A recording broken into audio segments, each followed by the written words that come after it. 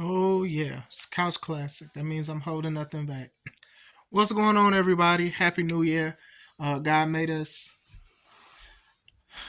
through another year, allowed us to go through another year. Uh, I know a lot of people have cried today. A lot of people have overcome some things. A lot of people thought they wasn't gonna make it, but here we are. What I do, hope and pray for people in 2024 bars is just to continue to keep moving, keep pushing. Trials and tribulations, these are things that do not have an expiration date. We all know that. And that's just some hard truth. Sometimes we do pray to God to not live a life that Christ didn't live on earth, and you're setting yourself up for failure. So just know that we have the dominion and the authority to overcome a lot of these obstacles that we go through. Scars can be testimonies. Make sure you subscribe to the channel, the Take It Home podcast, where I talk about professional wrestling. I interview wrestlers, and I put up my matches as Classic Alpha. I got a show this weekend, and now that's wrestling called The Bigger Bang. It's going to be dope. Also, subscribe to my second YouTube channel, C3 Ultimate Wrestling, where I just dropped a video for the name of our new show this year and the date. So check it out. All right, I'm going to talk about an issue I was going to wait on, but I do want to compare it to another situation. And this is the Chris Jericho situation. I'm on the couch, guys, so you guys know I do not hold back when I'm at home on the couch. Now, when I'm on the way to work, I try to make sure I don't round myself up, so I do want to talk about it. All right, so many of us know of these allegations that have came out from a guy from a podcast. I do not know his name, please forgive me, saying he referenced Chris Jericho as the Harvey Weinstein of professional wrestling. And we all know about that situation. That is very bad.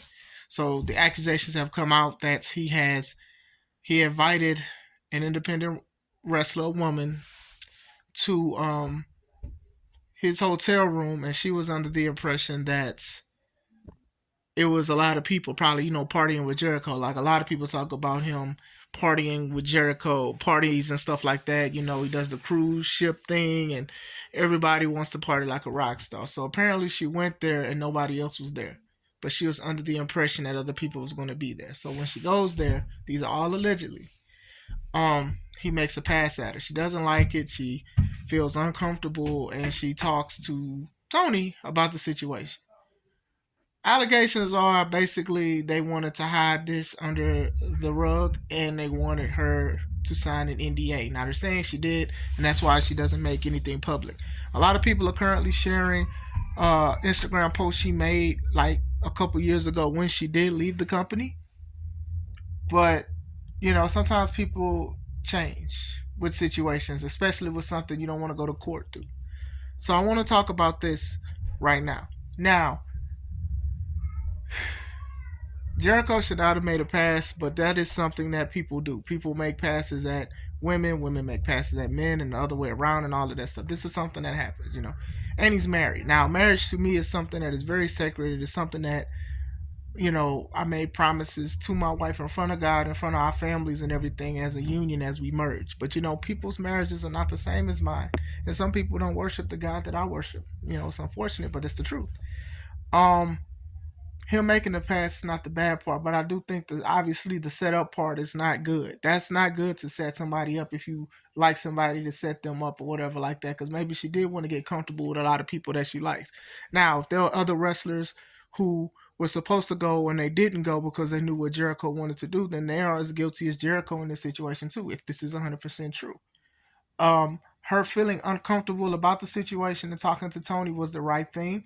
Tony did wrong if this is all true about signing an NDA because you don't want your big star who's very popular and legend and all of this other BS you want to put in front of him being creepy so you could get a TV deal is wrong. I'm all for protecting women and things like that. As a man, it's one of the things that we're supposed to put on earth. Now, our wives, of course, they get the best perks of that. You get what I'm saying? But when it comes to the workplace, like we're sitting here, we're talking about this era of people speaking out and certain things. But like this is something that's definitely something that should have been addressed and should have been handled better. You get what I'm saying? So as my daughter's coming down the steps. So this is something that definitely could have been handled better, because like, why does she have to sign allegedly an NDA for something that she was uncomfortable with? Like, a lot of people were supposed to protect these women. Now, there do have women that do not want our protection and feel like they can do it on their own, and that's on them. I'm online, Mama. Don't do that, okay? I'm talking. So, with that being said, it puts the company in a bad light. And I've always said that, like, I don't think they're no better than WWE when it comes to scandals and stuff, because when you look at stuff like The Dark Side of the Ring, which features Jericho narrating, and then you have guys who used to work for WWE or around it talking about the sick stuff that went on, then you are a part of it. You're guilty by association. JR, Cornette, like, a lot of these guys knew about some sick stuff that went on, and they were doing what they told because they was protecting their job, if anything. Low key, that's how Tony and Jericho is on the situation. You know, this should have been addressed. You know, if Sammy Guevara said some crazy things to Sasha Banks, who goes by Mercedes Moné, and there was some action for that. Like, this should be action for this. As far as Jericho is concerned, if this was true, Jericho wrestled on Saturday. And the crowd booed. They said the lady's name, and they had signs that said World's NDA. Like, even if he didn't do it, you should really not put him on the show. The match is not something that people was really begging and dying to see anyway. You know? And I know Sting is in it or whatever, but the match wasn't even that good. So this was definitely something that y'all didn't even need to do. And then there was a person who did ask about women's safety at the media scrum, and Tony had a wig on. Now, I know he had this wig on before the question came on, but he looked ridiculous, saying basically like, everybody's safe here and we have a discipline committee. You're supposed to be the discipline committee. You're supposed to be a part of the discipline committee. Like, you should have made a statement saying that y'all are going to investigate this situation, especially if it's not true. It seems like y'all are hiding stuff under the rug. Now, these are all the allegations. But then you say, oh, well, AEW is the safest place for women and for people. And then it's just like, you look at the matches and you look at the injuries. Then you also look at other wrestlers who have spoken out about certain things and bad work practices. Nah, fam. No, I disagree with that part, you know. So it's something that you do need to work on. And like I said, it's some evil stuff in almost everything, because people try to hide behind it, regardless if it's religion, spirituality, jobs, atheism, orientation, skin color, anything. You have somebody that's using that as a Trojan horse for how they really feel in the inside. And wrestling is no different. Look, I can't sit here and say he did it, because there needs to be more evidence and stuff like that. But in my mind, if I had to pick one, you twist my arm to the point that it's going to break, I will say that I do think he did it. But what I cannot do is just go out the window and say it, because this is a time where people are low-key accusing people, and people are just 100% believing the person that's accusing. You know, there should be consequences for people who falsely accuse somebody to try to get back or mess up stuff. You have people who have lost their jobs and lost opportunities off of allegations when they never met this person, touched this person, or it was consensual. You know what I'm saying? So I don't want to sit here and just be like, okay, I know he did it and things like that. I don't know if he did it or not.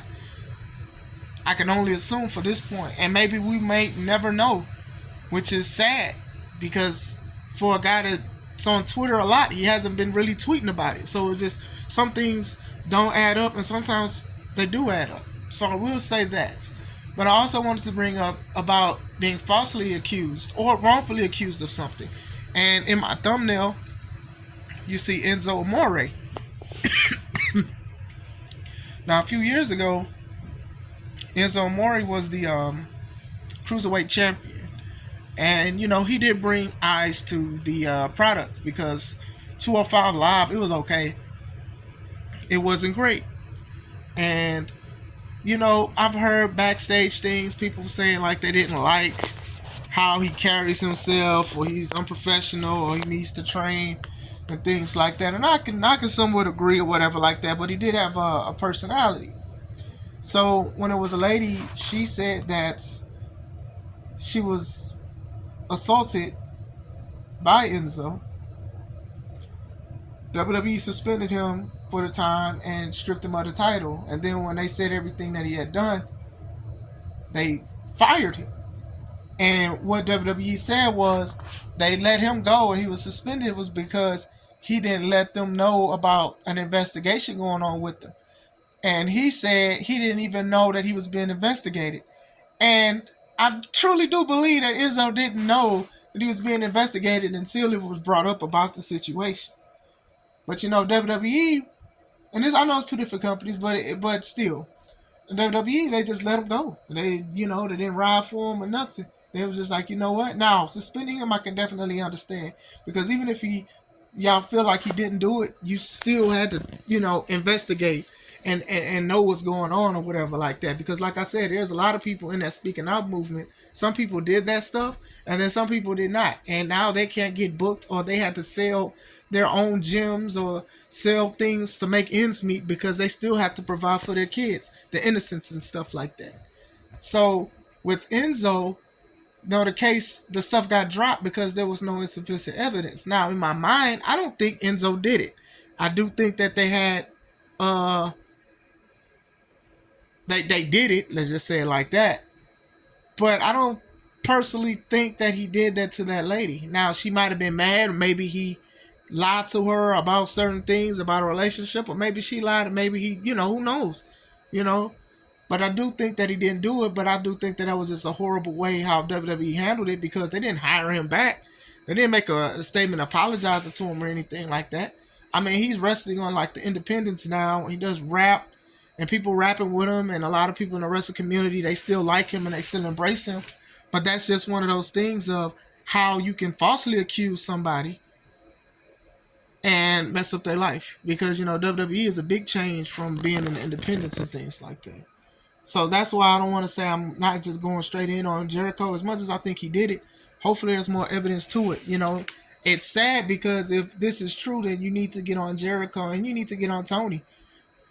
You know, this shows that they're not no different from WWE. When you watch Dark Side, or when you look at shoot interviews with a lot of wrestlers, women and stuff like that, and they talk about stuff that has happened to them, and then people be like, no, they just want money, or they're bitter. You think of Ashley Mazzaro, who passed away about 2 years ago, and she was saying basically she was messed with when they were doing tributes to the troops, and she said some of the soldiers who were serving in the army was doing it, and how they swept that under the rug and things like that, because they wanted to have a good rapport with the army and stuff like that, and wanted to make sure they were innocent. That goes back into what I was saying a few minutes ago about there's evil sides to certain things, because people try to hide behind what they do or who they worship or what they identify as. There's just evil about it. I pray and hope that it all gets out of people and stuff like that. And people are held to the highest accountability for when they do something wrong. So this is what I'm just saying about it. I don't want to speak long about it, because I'm recording this the day before I'm a premiere it, because this is something that I did want to talk about, is that sometimes people do get falsely accused, and then sometimes the people who are accused actually did it, but it's swept under the rug because it's for more benefits and stuff like that. Y'all got to get right with God. Many people got to get right with God before it's too late. I will say that. And if, what's done in the dark come to the light, they've been having reports of women wrestlers, even in AEW, not feeling right and feeling comfortable about situations.